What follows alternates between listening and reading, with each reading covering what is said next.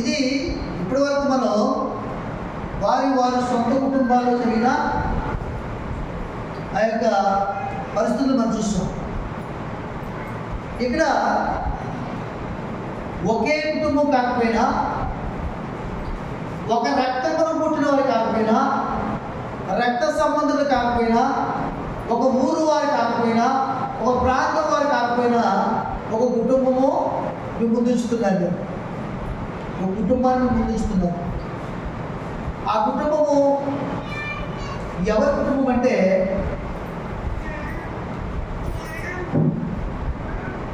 భాషాంతరమున ద్వారకాబడే Tabitha అనే స్త్రీ కుటుంబం.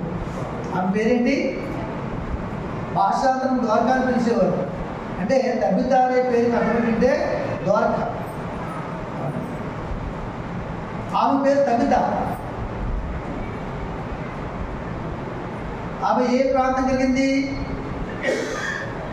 ఎవరిని? సీదోను పట్టణస్థురాలు.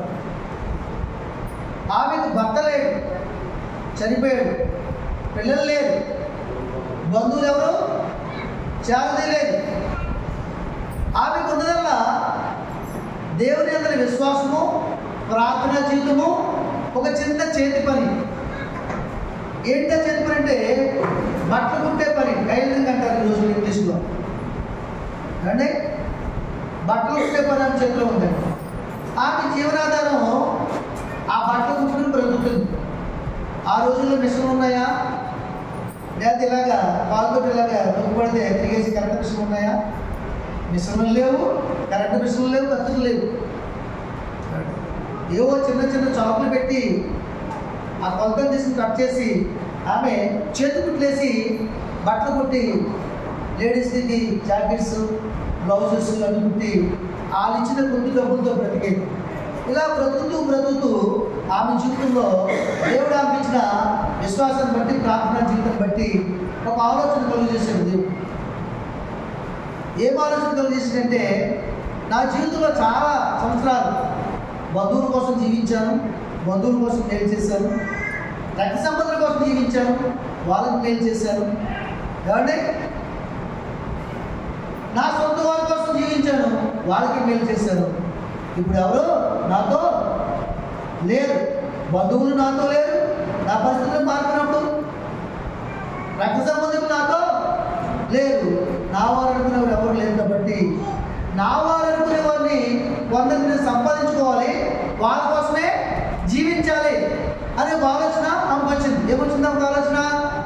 నా వారు అనుకునే వారిని కొందరు నేను సంపాదించుకోవాలి, వారి కోసమే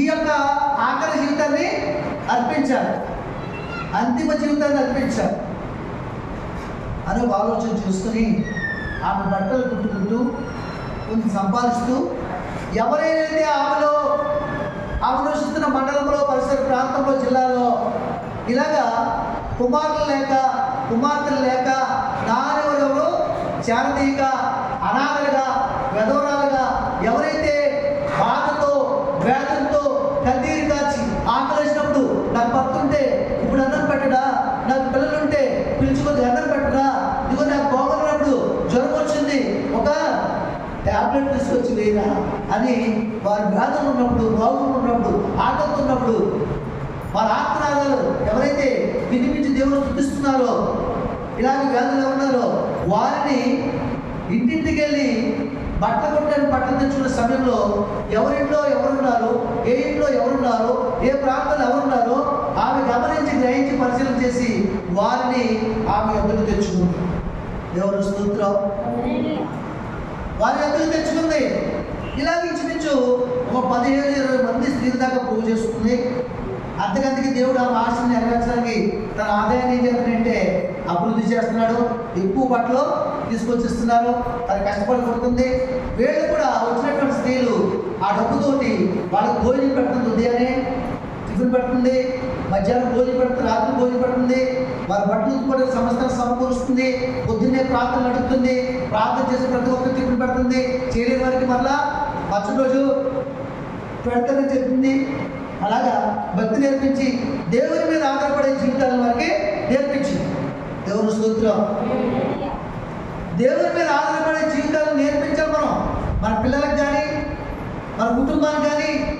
వాళ్ళు రేపు నువ్వు లేకపోయినా ధైర్యంగా జీవించగలప్పుడు. ఎందుకంటే దేవుడు అనే ఆధారం మాకు ఉన్నాడు. ఆయన మమ్మల్ని పెంచుతాడు, పోషిస్తాడనే ధైర్యంతో ఉంటారు. అవునగా చెప్పండి. ఒక స్త్రీ ఒక ధైర్యం కలిగి ఉంటుంది. నా భర్త కూడా నాకు చిత్తాన్ని కొడుకున్నాడు, పర్లేదు అని పెంచుతాడు.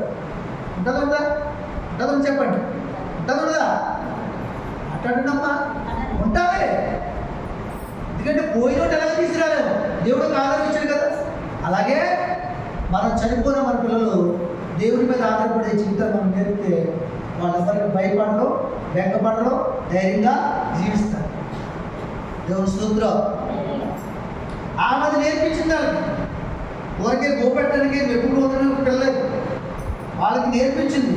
రేపు ఇప్పుడు ఎలాగైతే ఆమె దేవుడి మీద ఆధారపడి జీవిస్తుందో, విశ్వాసంతో ప్రార్థన చేస్తుందో, అలాంటి జీవితం వాళ్ళకి నేర్పించడానికి మాత్రమే, వాళ్ళ ఉద్దేశాలు మార్చడానికి మాత్రమే తీసుకుంటుంది తప్ప వాళ్ళ దగ్గర గొప్పలు మెప్పులు పొందుకోవాలని తీసుకురాలేదు. వాళ్ళు ఏం చేస్తారు తెలుసా?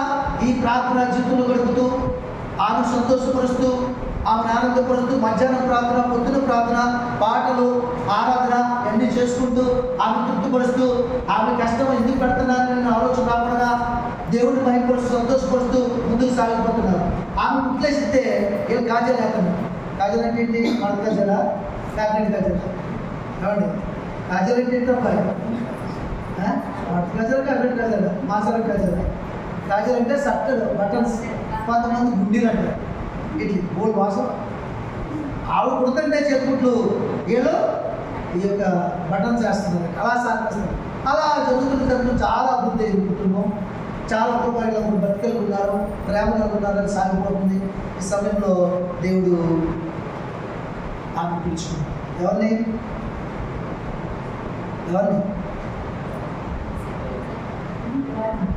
పేరే మర్చిపోయిన స్టోరీ గుర్తుంటుంది. దేవునికి మహిమ. కవిత అని దేవుడు పిలుచుకున్నాడు. మీరు ఏ పేర్లు మర్చిపోతే మీ లోక సంబంధం పేర్లు మర్చిపోండి. విశ్వాస వీరుల పేర్లు మర్చిపోతారు మీరు. అవిశ్వాస పేర్లు బాగా ఉంటాయి మన గుండెలు. కవితని తీసుకున్నాడు దేవుడు. కాయలా పడి చనిపోయిందంట. ఎలా చనిపోయింది? ఆ రోగంతో చనిపోలేదు, వ్యాధులతో చనిపోలేదు, బాధతో చనిపోలేదు, తృప్తితో చనిపోయింది, సంతోషంతో చనిపోయింది, ఆనందంతో చనిపోయింది. ఈ ఆనందంతో దేవుని మీద ఆధారపడి జీవించే వాళ్ళు 20 మందిని సంపాదించాడు. వాళ్ళకు ఒక విశ్వాసం కలుగజేశాడు. వాళ్ళకు ప్రార్థన జీవితం నేర్పించాడు. నా పని నేను తుదముట్టించాను. ఇదిగో దేవుడు నా కష్టాన్ని చూడలేక నాకు నమ్మకానికి పిలుచుకుని ఆనందంతో సంతోషించండి. కొంతమంది రోగంతో తీసుకుంటా రోగాన్ని భరించాక బాబోయ్ చనిపోయే బాబోయ్ రోగం భరించాను. అది మంచి మాటమా? కాదు.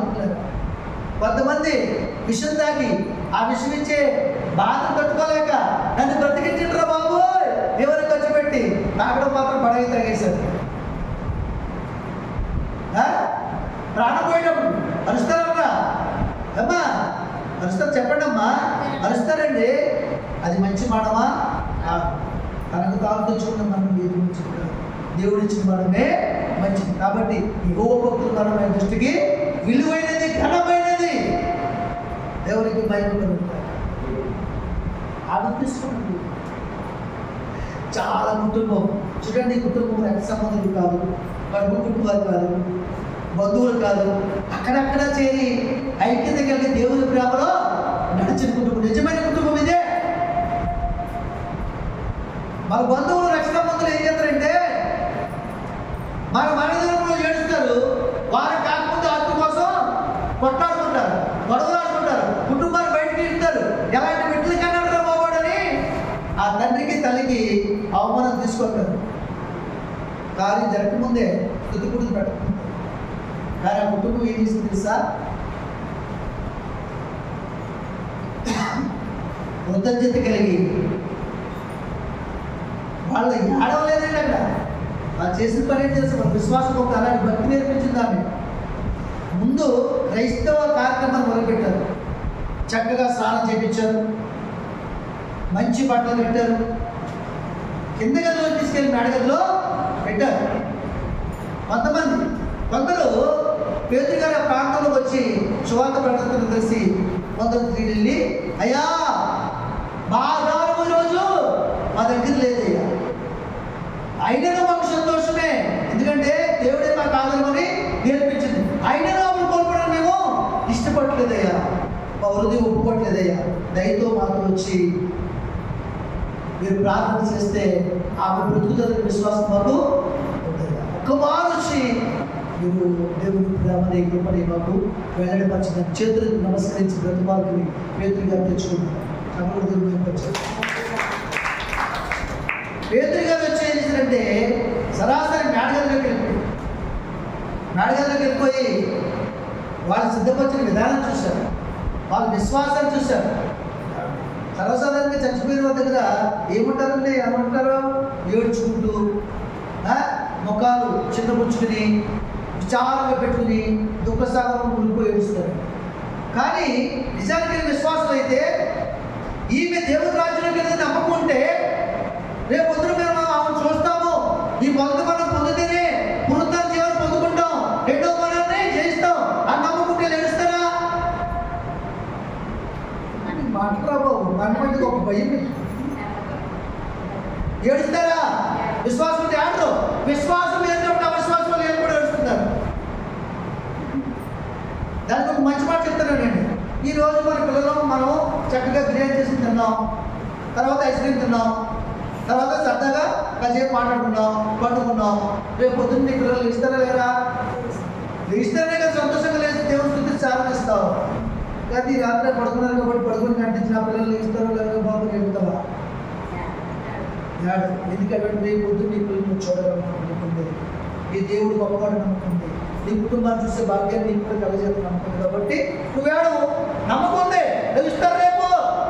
అలాగే ఈ రోజు చనిపోయిన మీ అత్తగారు కానీ, మామగారు కానీ, తండ్రి కానీ, తల్లి కానీ, కుమారుడు కానీ చనిపోతే రేపు పొద్దుతో చూస్తామని నమ్ముకుంటే ఈ రోజు నువ్వు దుఃఖించావు, అంతే కదా? ఆ పిల్లలు ఇస్తే నమ్మకం ఎలా ఉందో ఇప్పుడు కూడా నీకు నమ్మకం ఉంటేనే చనిపోయిన తిరిగి బ్రతికి లేస్తారు, వాళ్ళ సమాజంలో తీసుకొస్తాను, నేను వాళ్ళ మహిమ శరీరం ఇస్తాను, నా రాజ్యాన్ని తీసుకెళ్తాను దేవుడు చెప్పాడు లేదా? ఆ మాట నమ్ముకుంటున్నాడు. వాళ్ళు ఏలేదు, వాళ్ళ విశ్వాసాన్ని గుర్తించాడు, వాళ్ళు చేసిన కార్యాన్ని గుర్తించాడు. చక్కగా బ్రతుకున్న మనసు వలె బ్రతుకున్న దేహాన్ని చేసే శుద్ధి అంతా చేశాడు పెట్టారండి. ఇప్పుడు ఆయన నాటకం లేదంట, నిజంగా ఎడుతున్నారు అనుకోండి. ఓ దగ్గర యేసుప్రభు వారు ఒక యవన కుమార్తె బాధతో ఉంటే అక్కడికి ఆయన వెళ్ళాడు. వెళ్తే అక్కడ ఎలా ఉంది, ఏడుపులు, గొల్లులు, కేకలు. అప్పుడు ఏం చేశాడు? ఏడు చెప్పండి, బయటికే అంటే వెళ్ళని గోలు ఇక్కడ కుదరదు. అప్పుడు వెళ్ళి చిన్నదానా లేప అప్పుడు కూడా దేవుడు కార్యం మన జీవితంలో, మన శవములలో, మన అంతిమ యాత్రలో జరగాలంటే దేవునికి ఆటంకపరిచే దుఃఖము ఏడుపు ఉండకూడదు, వాళ్ళకి ఉండకూడదు. చెప్పడం దేవుడు చక్కగా వాళ్ళు సిద్ధపరిచారు. అప్పుడు ఆయన ఆటంకం లేదు. ఆయన ఏమంటారు తెలుసా? తగ్గుదా లేప ఏమన్నాడు? తగ్గుదా లేప బతుకుంది అంటే బతుకుంది. ఏమైంది? ఏమైంది? చాలా ఇబ్బందులు అనుకుంటుంది. చచ్చిపోయింది. ఏమైంది? చనిపోయిందండి. చనిపోయిన వ్యక్తి పిలుస్తున్నాడు, ఏమని? తగ్గుతా లెమ్మ. లెమ్మని పిలుస్తున్న వాడు నాలో ఉన్న సజీవుడైనా దేవుడు. ఆయన నాటకపరిచేది, ఆయన మాట్లాడే దేవుడైనా ఉన్నారా? లెమ్మ. లేచి కూర్చొని మంచి చప్పలు పట్టుకుని అలా చూస్తాడు. మట్టి చప్పలు బొమ్మలా, రాయిలా, కదలేని దూరాలాగా, దొంగలాగా. లేచి కూర్చుందండి. అప్పుడు ఇంకను దిగేస్తాం లేక అప్పుడు చేయించి బలపరిచి దించారు. ఎవరికి మైండ్ ఆ చదివిన 20 గుండెలు ఆదరించబడ్డాయి లేదా? ఆ స్త్రీలను ఆదరించబడ్డారు లేదా? ఈ కార్యక్రమం జరుగుతుందా? జరుగుతుంది.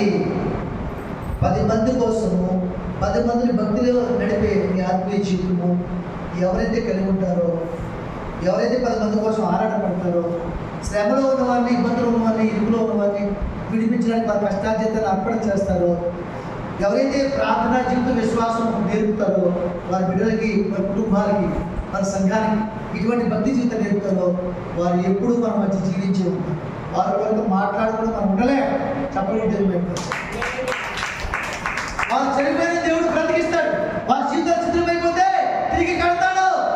వారు అప్పులైపోతే తిరిగి ఐశ్వర్యవంతులు చేస్తాడు. ఆ అప్పులని తీరుస్తాడు. వారి ఇల్లు కట్టకపోతే ఆ ఇల్లు కట్టిస్తాడు. వారి కుటుంబంలో సమాధానంగా ఆ కుటుంబానికి సమాధానం శాంతించి వారన్నిటి అపవాదం చూడేటప్పుడుగా ఆ కుటుంబాన్ని ఆయనే యెరూషలేమును కట్టువాడు, కడతాడు. చెదరపోయిన జనాన్ని పోగు చేస్తాడు. చెదరపోయిన జనాన్ని బాగు చేస్తాడు. ఇదంతా దేనివల్ల అంటే నీ డబ్బు వల్ల, నువ్వు కట్టుకున్నట్టు వెలగల వస్త్రం వల్ల, నువ్వు ధరించే బంగారం వల్ల, నీ ఆస్తి వల్ల, చదువు వల్ల కాదు. కానీ నీకున్న విశ్వాసాన్ని బట్టి, ప్రార్థనా జీవితం బట్టి, కనికరమును బట్టి, వాక్యమును బట్టి, దేవుని మాటలు లోబడే జీవిత విధానం బట్టి నీ జీవితంలో నెరవేరుగాక. ఆమేన్. దేవుడి మాట దీవించుగాక.